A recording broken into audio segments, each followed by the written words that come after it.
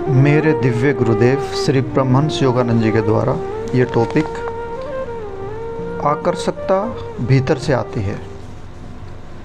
व्यक्ति को स्वयं अपना एवं दूसरों का विश्लेषण करना सीखना चाहिए, जिससे पता चल सके कि क्यों कुछ लोग सभी के द्वारा पसंद किए जाते हैं और कुछ लोग क्यों नहीं। यहाँ तक कि बच्चों में भी यह पाते हैं कि कुछ को तो बहुत ज़्यादा प्यार किया जाता है और कुछ की उपेक्षा की जाती है। इस प्रकार के विश्लेषण से सबसे पहली बात जिसका पता चलता है वह यह है कि यदि कोई लोकप्रिय बनना चाहता है तो उसे स्वयं को अंदर से और अधिक आकर्षक बनाना चाहिए।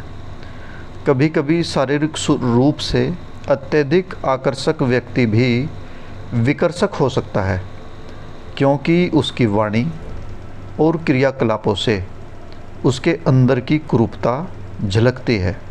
एक समय था जब लोकप्रियता का रहस्य वह एक प्रकार का शारीरिक आकर्षण और चुंबकत्व माना जाता था, परंतु यह आवश्यक नहीं है कि वह होने से ही कोई लोकप्रिय हो जाए।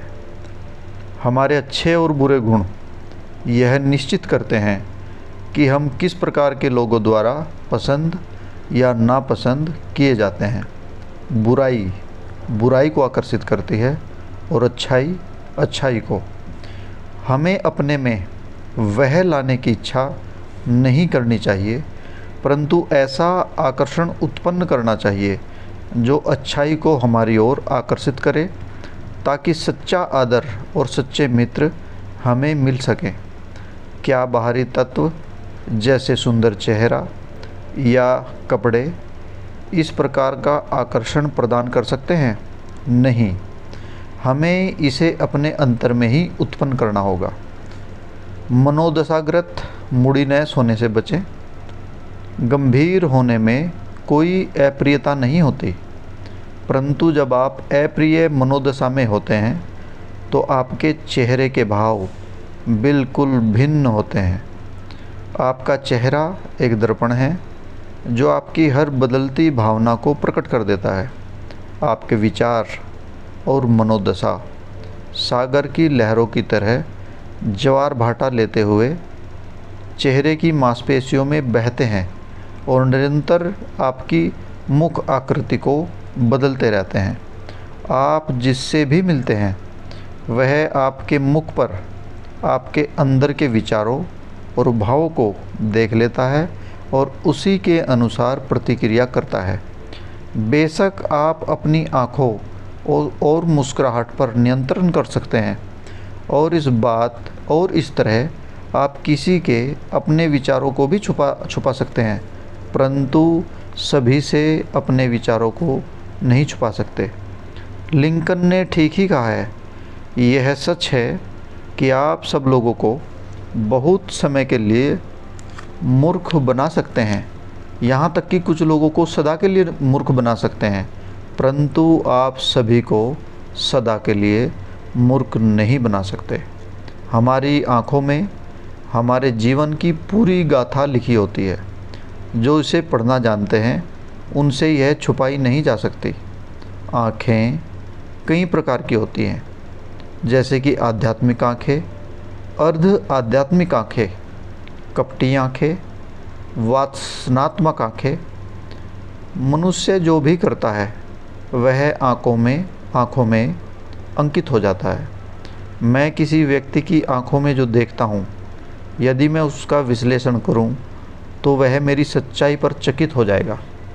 कभी भी कोई ऐसा काम न करें जिससे आपका मन दूषित हो जाए। गलत कार्य नकारात्मक या बुरे मानसिक स्पंदन पैदा करते हैं, जो आपके पूरे रंग रूप और व्यक्तित्व में प्रतिबिंबित होते हैं। ऐसे कार्यों और विचारों में व्यस्त रहें जो उन उत्तम गुणों का पोषण करें जिन्हें आप चाहते हैं। यदि आप इन सत्यों के अनुरूप आचरण करते हैं तो जो मैं आपको बता रहा हूँ उससे आप अपना जीवन सुंदर रूप से भिन्न पाएंगे। अधिकांशतः आप अपने आचरण से परखे जाते हैं। व्यक्ति कुछ हद तक अपने पहनावे से पहचाना जाता है, पर अधिकांशतः वह अपने आचरण से पहचाना जाता है। सदा साफ सुथरे और सुव्यवस्थित दिखें, अधिक सज्जित न हों। भड़कीले कपड़े और ऊपरी साज श्रृंगार व्यक्ति को अजायब घर के नमूने सा बना देता है।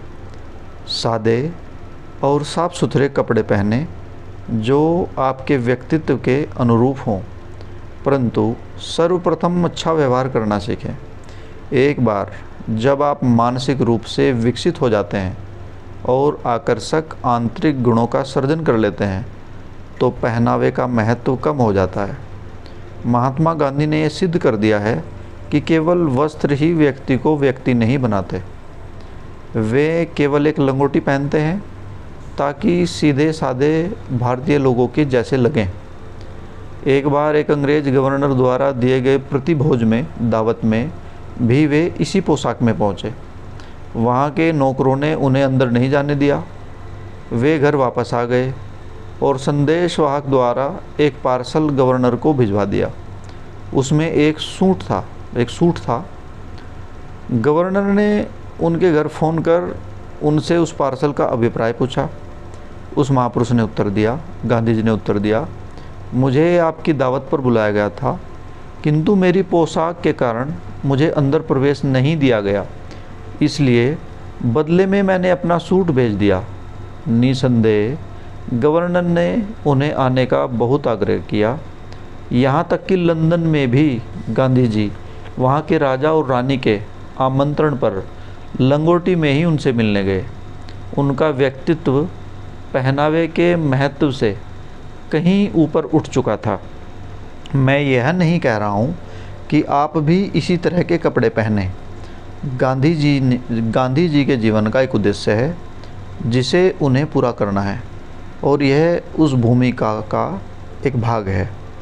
यदि कोई गांधी जी जैसा महान बन जाता है तो वह भी वही कर सकता है जो उसे उचित लगे। अभिप्राय यह है कि मनुष्य को हर समय शरीर के विषय में ही नहीं सोचते रहना चाहिए और न ही उसे इसके प्रति असावधान होना चाहिए। शरीर के प्रति आवश्यकता से कम अथवा अधिक ध्यान देने से व्यक्ति असंतुलित और सनकी बन जाता है। शरीर की देखभाल उचित ढंग से करें और इस बात का सदा ध्यान रखें, जो सबसे अधिक महत्वपूर्ण है, आपकी मानसिक और आपका व्यवहार, आपकी मानसिकता और आपका व्यवहार। मन की ओर अधिक ध्यान दें, जो आपके व्यवहार का उछाल तख्ता यानी कि स्प्रिंग बोर्ड है, क्योंकि इसी के प्रति अधिकतर लोग प्रतिक्रिया करते हैं। जय गुरु जी।